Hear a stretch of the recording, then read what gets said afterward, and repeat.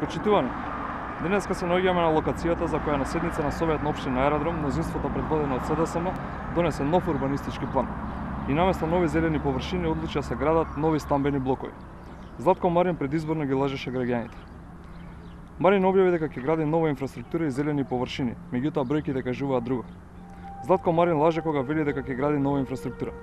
Во урбанистичкиот план со површина од околу 6 хектари, единствена нова инфраструктура која е предвидена е за потребите на новите висококатници кои се предвидуваат со урбанистичкиот план.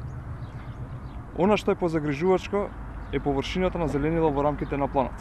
Имено, од вкупно 63.000 метри квадратни, колку што изнесува планскиот опфат. Верували или не, само 1354 метри квадратни се предвидени за зеленило, или во проценти само 2,15% зеленило во рамки на ДУП. За каков интерес на граѓаните зборува Марин со само 2% зеленило во ДУП? Или можеби за Марин граѓаните се припадниците на картелот на власт кои треба да градат над 90.000 метри квадратни нов стамбени деловен простор?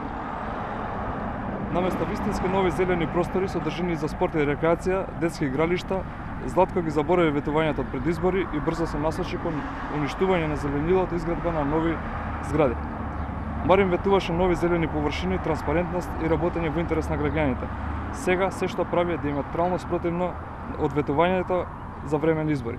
Ви благодарам на вниманието.